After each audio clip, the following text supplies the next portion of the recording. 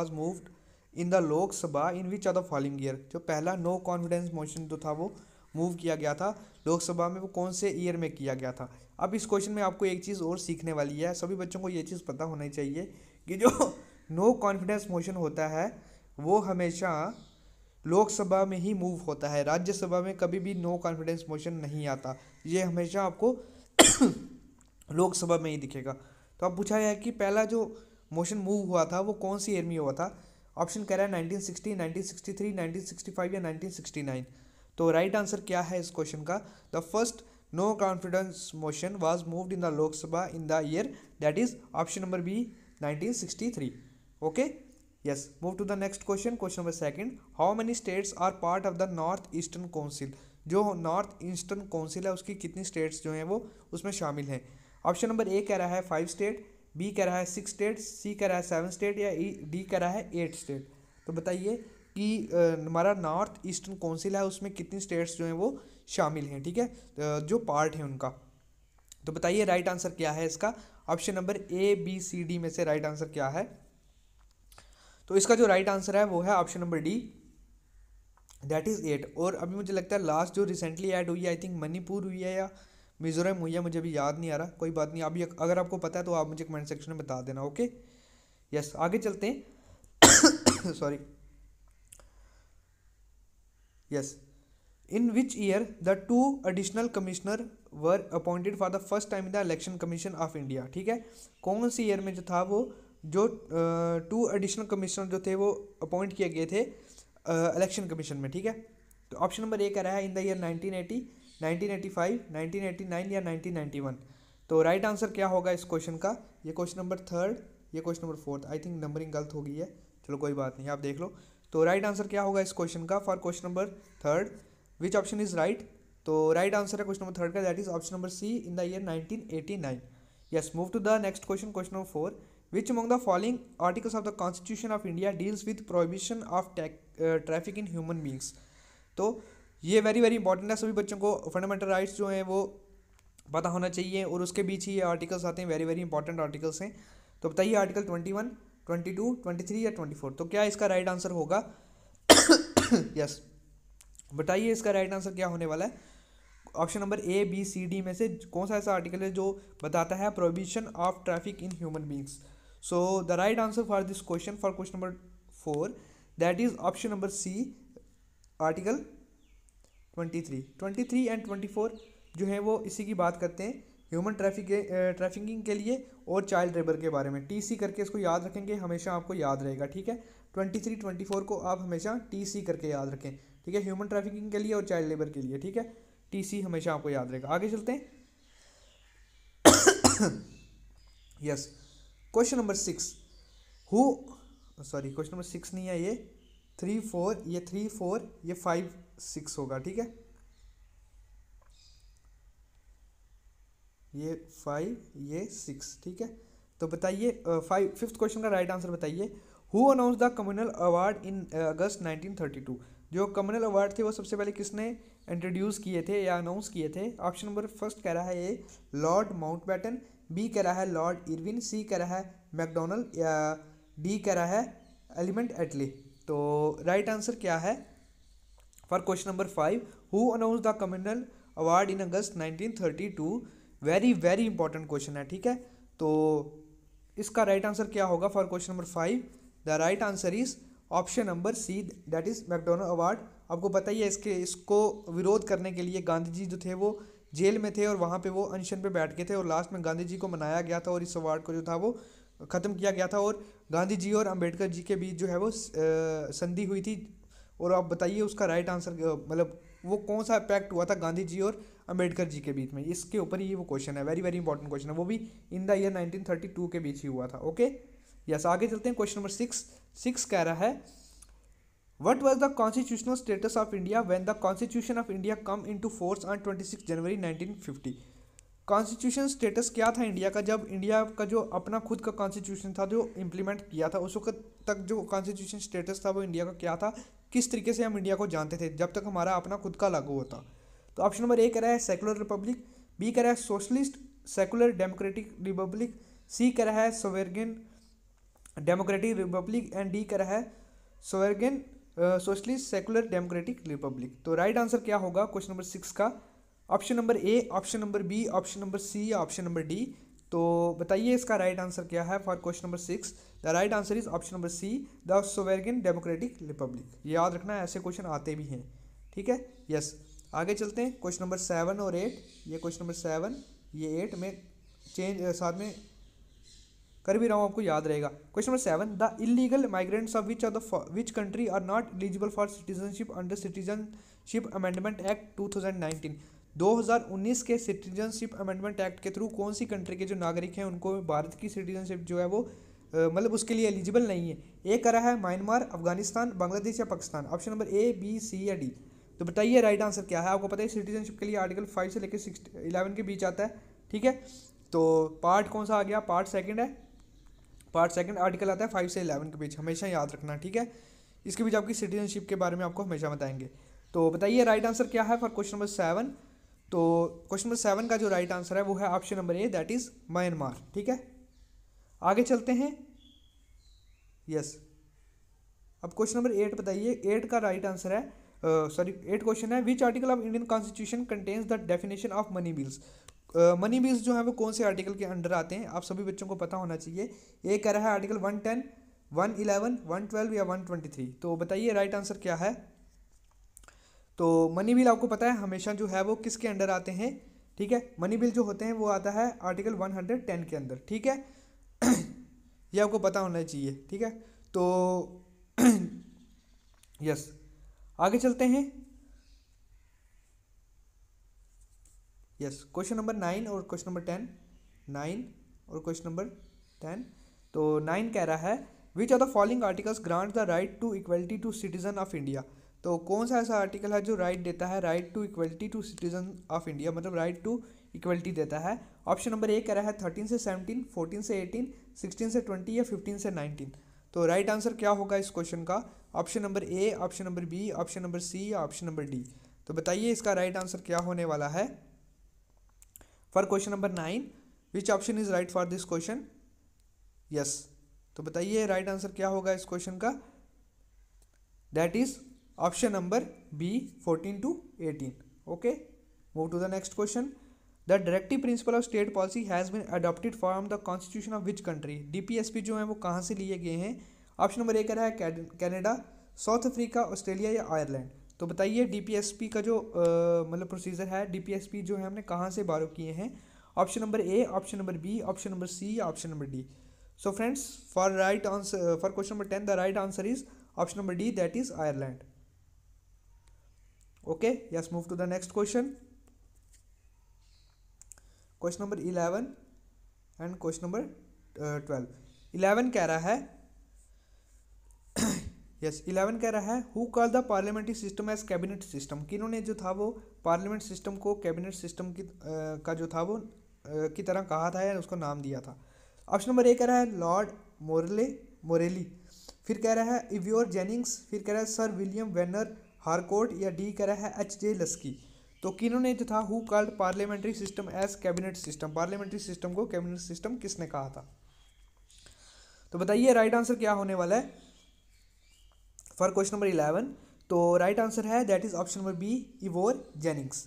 Question number 12, where can be the impeachment charges initiated against the president of India. कहाँ पे जो है impeachment of president का procedure जो है वो इनिशिएट किया जा सकता है? ऑप्शन नंबर ए कह रहा है लोकसभा, राज्यसभा, सुप्रीम कोर्ट या either of the house of the parliament, ठीक है। तो बताइए राइट आंसर क्या है इस क्वेश्चन का? देखो, इम्पीचमेंट ऑफ प्रेसिडेंट की जब भी बात होती है ना, तो आपको सभी बच्चों को ये चीज़ पता होनी चाहिए कि जब हम इम्पीचमेंट की बात करेंगे उस वक्त एक चीज़ दोनों जो हाउस है ना, हमारे लोकसभा भी और राज्यसभा, दोनों इस चीज़ के लिए एग्री होने चाहिए। अगर वो दोनों हाउस एग्री हैं तभी हम इम्पीचमेंट ऑफ प्रेसिडेंट का प्रोसीजर को आगे चला सकते हैं। अगर वो दोनों एग्री होंगे उसके बाद कहीं से भी आप प्रोसेस को जो है वो कंटिन्यू कर सकते हैं। अगर दोनों में से एक हाउस इस चीज़ के अगेंस्ट है तब आप इम्पीचमेंट ऑफ प्रेसिडेंट का प्रोसीजर को नहीं कर सकते। ओके, यस, आगे चलते हैं। तो इसका राइट आंसर क्या होगा? Option number D, that is either of the house of the parliament. आगे चलते हैं। Yes, question number 13 and question number 14। 13 कह रहा है द टू होम द जज of the Supreme court submit his resignation, ठीक है। जो सुप्रीम कोर्ट के जज हैं अपना रेजिग्नेशन जो है वो किसको सबमिट करते हैं? ऑप्शन नंबर ए कह रहा है प्राइम मिनिस्टर, बी कह रहा है सुप्रीम कोर्ट ऑफ इंडिया, सी कह रहा है पार्लियामेंट एंड डी कह रहा है प्रेसिडेंट, ठीक है। तो राइट आंसर क्या होगा इस क्वेश्चन का for question number 13? Option number A, option number B, option number C या ऑप्शन नंबर डी? तो राइट आंसर क्या होने वाला है इस क्वेश्चन का? बताइए मुझे राइट आंसर क्या है इस क्वेश्चन का। Yes, for question number 13 the right answer is option number D, that is president. तो जब भी जो सुप्रीम कोर्ट के जो जज होंगे अपना रेजिग्नेशन लेटर जो होगा हमेशा प्रेसिडेंट को देंगे, और प्रेसिडेंट और वाइस प्रेसिडेंट के बीच हमेशा वाइस वर्सा होता है। प्रेसिडेंट हमेशा अपना रेजिग्नेशन लेटर जो है वो वाइस प्रेसिडेंट को देते हैं और वाइस प्रेसिडेंट जो है वो प्रेसिडेंट को देते हैं। ओके, याद रखना है। आगे चलते हैं। In which year the Supreme Court adopt the collegium system for the appointment of जजेस of Supreme Court of India? Okay, तो ऑप्शन नंबर ए कह रहा है 1993, 1997, 2001 या 2005। तो क्वेश्चन नंबर 14 का राइट आंसर क्या होगा? तो कौन सी ईयर में सुप्रीम कोर्ट ने अडॉप्ट किया था एक तरीका, एक collegium system for the appointment of the जजेस of Supreme Court of India? So for question number 14 the right answer is option number first, that is in the year 1993। Okay, yes, move to the next question, question number 15 and question number 16। 15 कह रहा है which of the following subject were transfer to concurrent list from state list by 42nd constitution amendment act? 5 subject जो थे वो move किए गए थे। अब पूछा गया है कि कौन सा ऐसा सब्जेक्ट है इनमें से जो मूव किया गया था। ये कह रहा है एजुकेशन, फॉरेस्ट, वेट या ऑल ऑफ द अबव। तो राइट आंसर क्या होगा for question number 15? Yes, for question number 15 the right answer is option number D, that is all of the above. Okay, आगे चलते हैं। क्वेश्चन नंबर 16 कह रहा है in which year was the legal service authorities act 1987 was amended to provide for the establishment of the permanent लोक अदालत? तो right answer क्या है इस क्वेश्चन का? ईयर पूछा गया है for the establishment of the permanent लोक अदालत। सो for question number 16 the right answer is, here is the option पहले 2001, 2002, 3 या 4। तो इस क्वेश्चन का राइट आंसर क्या होगा क्वेश्चन नंबर 16 का? यस, क्वेश्चन नंबर 16 का जो राइट आंसर है वो है option number B, that is in the year 2002। Okay, yes, move to the next question, question number 17 और क्वेश्चन नंबर 18। 17 कह रहा है in which year study team on panchayat Raj finance under K Santhanam constituted? जो के Santhanam committee थी वो कब कॉन्स्टिट्यूट की गई थी पंचायत के लिए? ऑप्शन नंबर ए कह रहा है 1963, 1964, 1965 या 1966। तो क्वेश्चन नंबर 17 का राइट आंसर क्या होगा? जो संथनम कमेटी है वो कब जो है वो कॉन्स्टिट्यूट की गई थी for the panchayat? So the right answer for this question that is option number A, in the year 1963। Okay, yes, question number 18 who constitute the finance commission to review the financial position of the panchayat? किसने, कौन जो है वो constitute करता है finance commission को कि वो रिव्यू करें फाइनेंशियल पोजीशन पंचायत की? ए कह रहा है प्रेसिडेंट, गवर्नर, प्राइम मिनिस्टर या चीफ मिनिस्टर? तो बताइए इसका राइट आंसर क्या होने वाला है for question number 18? Right answer क्या है इसका?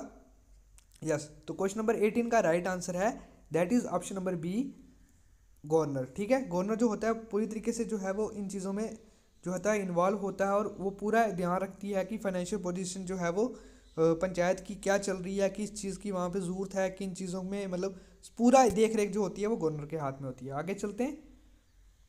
यस, क्वेश्चन नंबर 19 और 19 कह रहा है which of the following hill connect eastern and western Ghats? ये कह रहा है सतपुरा, विंध्या, अरावली या नीलगिरी। तो राइट आंसर क्या है क्वेश्चन नंबर 19 का? कौन सी जो हिल है वो कनेक्ट करती है ईस्टर्न और वेस्टर्न घाट को? इसका राइट आंसर सभी बच्चों को पता है, दैट इज नीलगिरी हिल्स। ठीक है, तो नीलगिरी हिल्स कनेक्ट करती हैं। और विंध्या माउंटेन्स आपको पता होनी चाहिए, यहाँ से वेरी वेरी इंपॉर्टेंट रिवर एक फ्लो करता है जिसको बोलते हैं नर्मदा रिवर। ठीक है, और ये हमारा वेस्ट फ्लोइंग रिवर्स में जो है सबसे लंबा रिवर है। ठीक है, और यहाँ पे एक इंपॉर्टेंट फॉल्स बनते हैं जिनको बोलते हैं जोग फॉल्स, और इसका दूसरा नाम भी होता है धुआंधार फॉल्स। ठीक है, वो नर्मदा के रिवर के ऊपर ही बनते हैं। ओके, और नर्मदा के मतलब रिवर के किनारे पे जो स्टैट्यू ऑफ यूनिटी है वो एस्टेब्लिश है, ये भी आपको पता होना चाहिए। आगे चलते हैं। India has largest deposit of dash in the world? कौन सा मतलब इनमें से कौन सी ऐसी चीज़ है जो इंडिया में सबसे ज़्यादा पाई जाती है? ए कह रहा है गोल्ड, बी कह रहा है कॉपर, सी कह रहा है माइका, या डी कह रहा है नन ऑफ द अबव। तो बताइए राइट आंसर क्या है। इंडिया में इनमें से ऐसी कौन सी चीज़ है सबसे ज़्यादा हाई अमाउंट में पाई जाती है। तो इसका राइट आंसर है माइका। और माइका इंडिया में आपको कहाँ पे मिलेगा, in the states of Madhya Pradesh Jharkhand वाले एरिया में आपको बहुत ज़्यादा जो है वो माइका मिल जाएगा। ठीक है, यस आगे चलते हैं। Yes, question number 21 and 22। 21 कह रहा है which of the following lakes in Rajasthan is saline. Rajasthan कौन सी लेक है जो राजस्थान में है और वो सलाइन लेक है। सभी को इसका राइट आंसर पता होगा। ऑप्शन नंबर ए कह रहा है आना सागर, पिचोला, सांबर या जैसामंद। तो आपको पता ही है Sambhar lake, very very important lake, जो सॉल्ट वाटर लेक है हमारी इंडिया की, और कहाँ पे प्रेजेंट है, that is present in state of Rajasthan. Okay, question number 22, India is the dash grower of pulses. ठीक है, तो जो दालों में है इंडिया की जो मतलब ग्रोथ है ना, प्रोडक्शन है, वो कौन सी है, ज़्यादा है या कम है। तो ऑप्शन ए कह रहा है लार्जेस्ट, स्मॉलेस्ट, थर्ड ऑप्शन कह रहा है कि नीड के हिसाब से। तो राइट आंसर क्या है, इंडिया की जो प्रोडक्शन है ना दालों में वो बहुत ज़्यादा है, largest production of pulses in the world. Okay, आगे चलते हैं। Question number 23 yes and 24। 23 कह रहा है the southern most point of peninsula India that is Kanyakumari is. अब देखो आपको पता ही हमारा इंडिया का रीजन कहाँ पे आता है, हम इक्वेटर से थोड़े से ऊपर है। अब उसी हिसाब से क्वेश्चन पूछा गया है कि north of tropic of cancer, south of equator, north of capricorn या नॉर्थ ऑफ इक्वेटर। देखो north of tropic of cancer हो ही नहीं सकता, क्योंकि ट्रॉपिक ऑफ कैंसर जो है हमारे इंडिया को बीच में से काटता है। आपको पता है 8 स्टेट्स जो है वो काटते हुए ट्रॉपिक ऑफ कैंसर जो है वो जाता है। अच्छा, साउथ ऑफ इक्वेटर है ही नहीं, हमारे से नीचे है इक्वेटर। ठीक है, तो राइट आंसर क्या होगा इसका, नॉर्थ ऑफ द इक्वेटर। हमसे जो नीचे वाला एरिया आता है वहाँ पे आपको इक्वेटर मिलेगा। जो हमारा कन्याकुमारी वाला पार्ट है वो जो है वो इक्वेटर से बिल्कुल थोड़ा पास है। ठीक है, मतलब ऐसा देखा जाए तो कन्याकुमारी वाला जो रीजन है वो जो है वो इक्वेटर के पास में आता है, ऐसा है region. Next question 24, the India highest annual rainfall is reported in. India में सबसे ज़्यादा रेनफॉल जो है वो कहाँ पे प्रेजेंट है, होती है। ये कह रहा है नमची सिक्किम, चूरू राजस्थान, मैसिनाराम मेघालय या चंबा हिमाचल प्रदेश। तो इसका जो राइट आंसर है वो है that is option number C, मनसीराराम मेघालय। और इसी से पहले कौन सी जगह होती थी, वो होती थी चेरापूंजी, और वो भी आपको मेघालय में ही थी। आगे चलते हैं। Question number 25 and 26। तो 25 कह रहा है the Python hydroelectric project completed with the help of Japan is on the which river. ये वेरी वेरी इंपॉर्टेंट क्वेश्चन है कि जो पैथन हाइड्रोइलेक्ट्रिक प्रोजेक्ट है जो कि जापान की हेल्प से इंडिया ने कंप्लीट किया है, बनाया है, ये कौन सी रिवर पे बनाया गया है। ये कह रहा है गंगा, कावेरी, नर्मदा या गोदावरी। तो बताइए राइट आंसर क्या है इस क्वेश्चन का फॉर क्वेश्चन नंबर 25। तो राइट आंसर है इसका गोदावरी। और गोदावरी के बारे में आप सभी को बच्चों को पता होना चाहिए। ठीक है, गोदावरी जो है हमारी पेनिनसुला इंडिया की सबसे लंबी नदी है। ठीक है, सबसे ज़्यादा एरिया जो है मतलब लेंथ में सबसे ज़्यादा बड़ी है, और इसको दक्षिण गंगा के नाम से भी जाना जाता है। ओके, यस आगे चलते हैं। Question 26, the oldest oil refinery in India is. जो हमारे इंडिया की सबसे ओल्डेस्ट ऑयल रिफाइनरी है वो कहाँ पे है। तो ऑप्शन नंबर ए कह रहा है दिग्बोई, हल्दिया, क्याली या नूनमती। तो राइट आंसर क्या है इसका, that is option number A, that is Digboi, जो असम में प्रेजेंट है। ठीक है, इस तरह बम्बे हाई भी है, बहुत सी ऑयल रिफाइनरीज हैं, लेकिन सबसे जो ओल्ड है वो असम में प्रेजेंट है, जिसका नाम दिग्बोई ऑयल रिफाइनरी है। ओके, तो ये थे आज के क्वेश्चन जो मैंने आपके साथ डिस्कस किए। आई थिंक वीडियो थोड़ी मैंने तेज़ भी बोली, आप वीडियो को स्लो करके देख लेना, और सभी बच्चे ये सेशन ज़रूर अटेंड करना और सारे क्वेश्चंस देखना, और चैनल को सब्सक्राइब करो, ज़्यादा से ज़्यादा वीडियो को लाइक भी करो, वीडियो को शेयर भी करो। मिलते हैं नेक्स्ट वीडियो में, तब तक के लिए जय हिंद।